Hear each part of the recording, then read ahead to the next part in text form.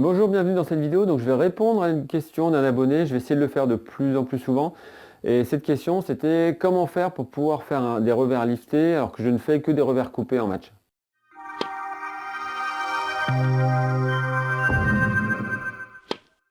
Salut, c'est Fab de progressivautennis.com, donc ancien 0,5 ans, moniteur de tennis depuis 1992, et donc je vous donne plein de conseils pour progresser dans votre tennis. Donc du coup, la question que j'ai reçue, c'était comment faire pour que je fasse plus de revers liftés en match. Je fais que des revers coupés, et donc j'arrive pas à augmenter mon pourcentage de revers liftés. Donc comment faire? Qu'est-ce que je peux faire? Quels sont tes conseils? Alors petite parenthèse là, en fait j'ai mis un peu de temps pour répondre à cet email parce que bon je suis très occupé et donc j'essaie de gagner, de progresser en productivité. Et je suis tombé sur une chaîne YouTube qui s'appelle Fast Learner Academy là, et Cyril qui tient cette chaîne fait plein de tutos sur la productivité avec les produits Google, c'est vraiment pas mal. Et c'est même très bien, donc je vous invite à y aller. Allez, on revient à la question du jour. Donc du coup je vais lui répondre. Alors premièrement, il va falloir que tu prennes confiance. Et donc tu prennes confiance mais aussi que tu te fasses confiance. C'est légèrement différent, mais ça a vraiment son importance. Avoir confiance, c'est le fait d'emmagasiner des bonnes ondes par rapport à ce qu'on a fait avant. Mais ce qu'on a fait avant ne préjuge pas de ce qu'on va faire après. Donc si ça va être l'important, c'est pour pouvoir oser faire des revers listés, il va falloir que tu te fasses confiance. C'est-à-dire te dire que tu vas y arriver. Pas parce que tu y es arrivé avant, mais parce que tu vas y arriver après. Et donc, évidemment, un minimum de confiance en soi, c'est important. Donc pour ça, il va falloir que tu t'entraînes, tu répètes. Tu t'entraînes principalement, je dirais, croisé, parce que là, le filet est plus bas et puis donc les trajectoires sont plus longues. Généralement, donc, si tu es droitier, ça arrivera sur le revers du droitier, qui est généralement le coup le plus faible. Donc voilà, entraîne-toi bien avec un... Donc répète bien tes gammes en revers. Donc fais-toi aider aussi d'un moniteur s'il y a besoin, pour que tu renforces ce coup faible et que tu en prennes confiance. Mais il va falloir aussi que tu te fasses confiance et que tu acceptes de faire des erreurs, que tu acceptes de rater, mais on va dire que c'est pour la bonne cause. C'est-à-dire que tu vas te donner des objectifs prochainement d'augmenter le nombre de revers liftés que tu auras fait en match. Petit à petit, d'en faire de plus en plus.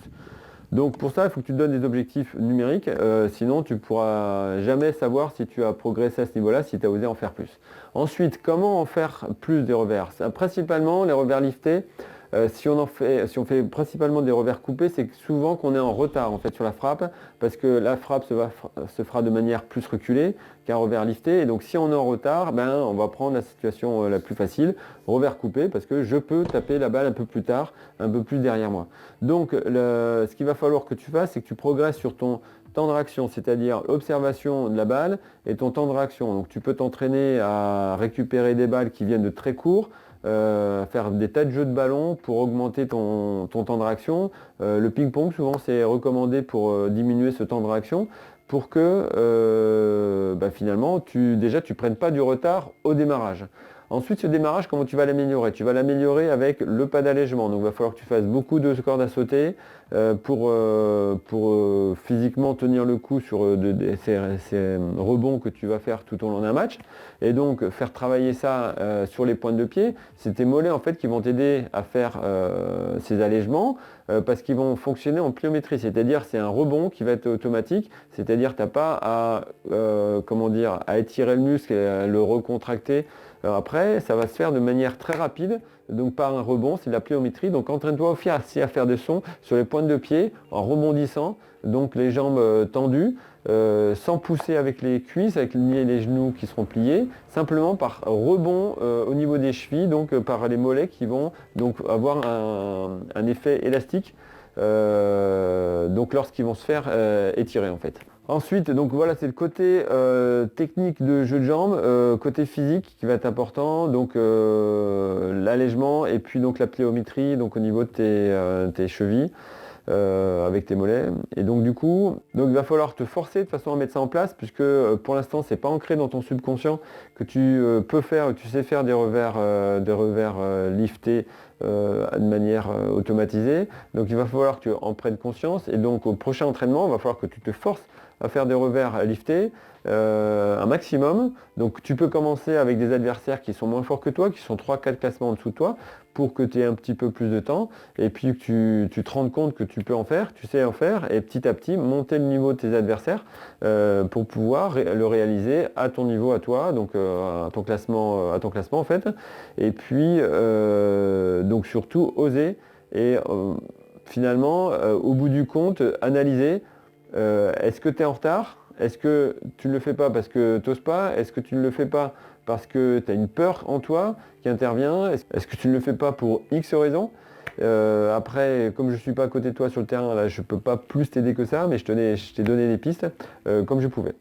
Voilà, donc du coup, ceux qui ont du mal à faire des revers, bah, j'espère que ça va vous aider. Donc entraînement, répétition pour prise de confiance et avoir confiance en soi, donc avec des trajectoires plutôt croisées. Ensuite, donc les temps de réaction à améliorer. Ensuite, l'allègement donc à faire, donc c'est aussi bon pour votre coup droit de toute façon. Et puis au niveau de la pliométrie aussi, d'avoir donc une réaction au niveau des mollets qui soit bien plus efficace pour pouvoir rebondir et partir plus facilement sur le côté. Voilà, donc j'espère que ça vous a aidé. Ceux qui ont le même problème auront pu trouver quelques solutions, quelques pistes pour pouvoir progresser dans leur revers lifté et pas faire que des revers coupés sans arrêt, même si ça peut être très efficace. Allez, ciao! Si tu veux accélérer ta progression et casser tes limites, n'hésite pas à me contacter. J'ai 40 ans de tennis derrière moi avec environ 1200 matchs joués et une expérience de 25 ans d'enseignement.